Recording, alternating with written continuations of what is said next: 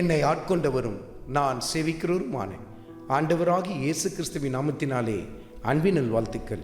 கிறிஸ்து இயேசுக்குள் மிகவும் பிரியமான அன்பு சகோதர சகோதரிகளே, எந்த இடத்துல பார்த்தாலும் தொழிலாளிகள் நசுக்கப்பட்டு கொண்டிருக்கிறத நம்ம பார்க்குறோம். அதிகப்படியான வேலை, ஆனால் குறைந்த ஊதியம். மன உளைச்சலில் தங்கள் வாழ்க்கையை வாழ்ந்து கொண்டிருப்பாங்க. ஏன் தெரியுமா? அவங்க மேலே அதிகாரியாக இருக்கிறவங்க அல்லது அவர்களுக்கு எஜமான்களாக இருக்கிறவர்கள் மிக கடுமையான பல சொற்களை சொல்லி அவர்களை திட்டி தீர்ப்பதை நாம் பார்க்க முடியும். பாருங்கள், இதெல்லாம் சர்வசாதாரணமாக எல்லா இடத்திலும் நடைபெறுகிறது.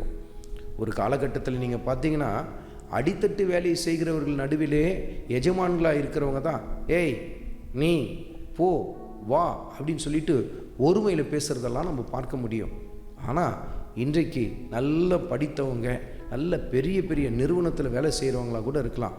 ஆனால் அவர்களை கூட மிக இழிவாய் நடத்துகிறதை நாம் வெளியரங்கமாய் பார்க்கிறோம். பாருங்கள், அதனால்தான் ஆண்டவர் எஜமான்களுக்கு ஒரு கட்டளையை கொடுக்கிறார்.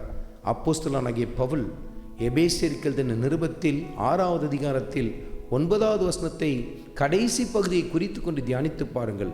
கடும் சொல்லை விட்டுவிடுங்கள் என்று சொல்லி எழுதப்பட்டிருக்கிறதை நீங்கள் பார்க்க முடியும். கடுமையாக பேசுறதை நிறுத்திடுங்க. நீங்கள் ஒரு வேலை சொல்லலாம், இப்படி கடுமையாக பேசினாதான், இப்படி கட் அண்ட் ரைட்டாக இருந்தால் தான் ஒழுங்காக வேலை செய்வாங்க, இல்லாட்டினா நம்மளே ஏச்சிட்டு போயிடுவாங்கன்னு சொல்லி நீங்கள் உங்களுடைய காரியத்தை நியாயப்படுத்தலாம். ஆனால் உங்களுக்கு ஒன்று தெரியுமா? நீங்கள் நினைக்கிறது போல் வேலையெல்லாம் ரொம்ப சரியாக நடக்கிறது போல் இருக்கலாம். ஆனால் உங்கள் சாட்சியை நீங்கள் இழந்து போயிடுவீங்க.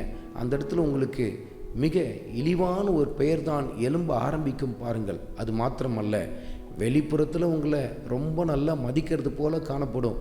ஆனால் உள்ளுக்குள்ளே அத்தனை பேரும் உங்களை மிக இழிவாய் தான் நினைக்க ஆரம்பிப்பார்கள். பாருங்கள், அருமையான மகனே, அருமையான மகளே, இன்றைக்கு உன் கரங்களிலே கர்த்தர் ஒரு ஆளுமையை தந்திருக்கிறாரா? அல்லது நீ எஜமான் என்கிற ஸ்தானத்தில் இருக்கிறாயா?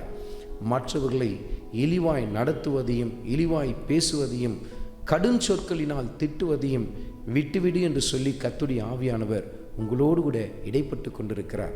அன்போடு கரிசனையோடு கூட நடத்த ஆரம்பிங்கள்.